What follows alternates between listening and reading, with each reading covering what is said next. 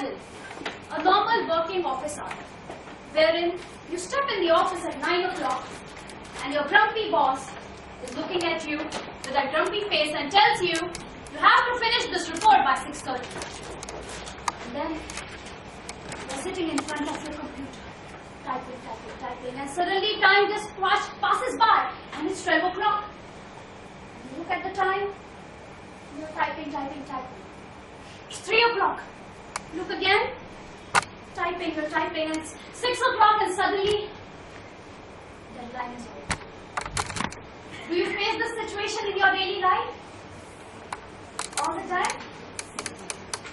Do you feel that your workplace is a mundane, boring workplace? So my friends, all you need is fish. So I'm here to tell you what this fish is all about.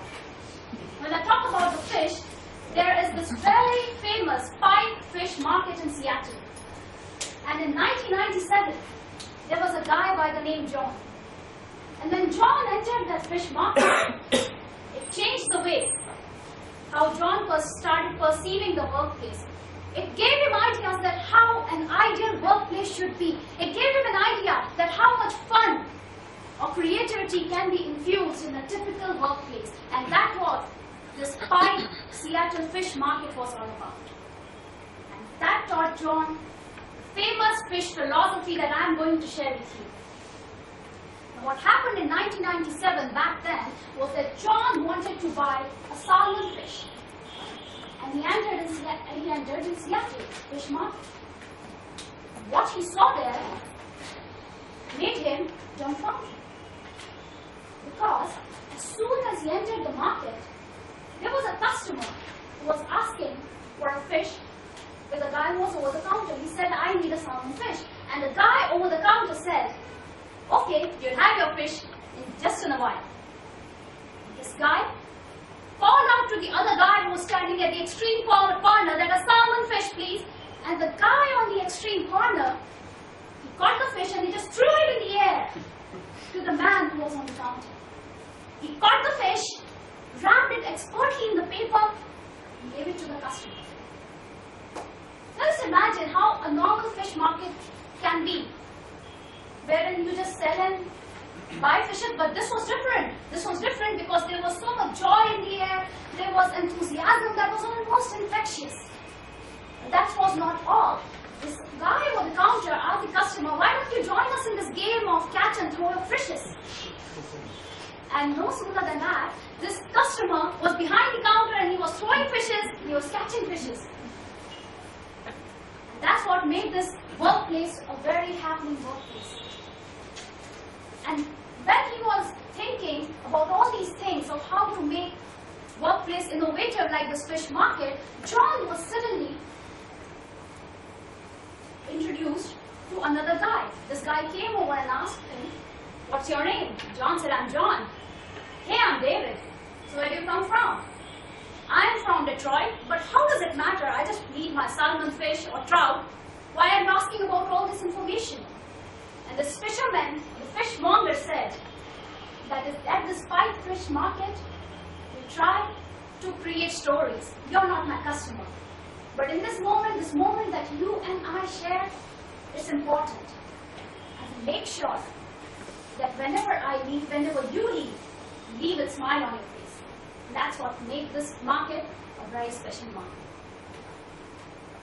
Now, all these things had a huge impact on John, that he came back and he wrote the book Fish, which is one of the best sellers, and he wrote his philosophy, The Fish. And there are 4 points which, if you can apply to your workplace, can make it innovative like never before. And the first thing that this fish philosophy is about play. Convert your work into your play. And that involves creativity. That involves a lot of new ideas. You can make any boring thing or any boring workplace as a playful place if you can induce some creativity, like as small as sticking smileys on your whiteboard. It could be as small as writing inspirational quotes on your whiteboard. It could be reading new jokes and sharing with your colleagues over the coffee table. Inducing a little humor and playfulness and getting that child out of you and make your workplace a lot more happening and interesting. The second thing that the Spike Fish Market taught us is to be there. Be there for the person with whom you're interacting. It could be your client, it could be your boss, it could be your colleague. Whenever you interact, make sure that the only person who exists in the world is you and the other person. That involves creating eye contact, listening intently, absorbing the thoughts what other person is trying to convey. And that's what they have taught us. That when John approached David, he was there for the David. He was there for the John. He was listening to him. He tried to connect. So they tried to connect on the emotional level to foster good working relationship. So that whenever your client, your boss, or the colleague leaves the place or your premises, they remember that you have left them with something to remember for, or a memory that they can cherish for times to come. The very third thing that the Spike Fishmonger or Pike Fish Place has taught to us is to choose your day, choose your attitude. There is not a single person in this room who has not gone through bad experience, but how many times have you felt that a single compliment can just make your day? That's what this fish market has taught us, that you cannot choose what happens to you, but you can always choose how to react to it. You have 24 hours in your hand. You can make best use out of those 24 hours and laughing, or you can make best use out of those 24 hours staying grumpy over the things that happen to you. So, A, they have taught you to play, to inculcate some playfulness. Second, they have taught you to be there. Thirdly, they have taught you to choose your attitude. And fourthly, they have taught us to make their day. Now, when I say to make their day, I mean to do little things for other people that can bring out the best in them. Let's say it could be as small as paying compliment. It could be as small as noticing little positive things about the other person and telling them about it. It could be as small as sending out handwritten thank you notes to your clients.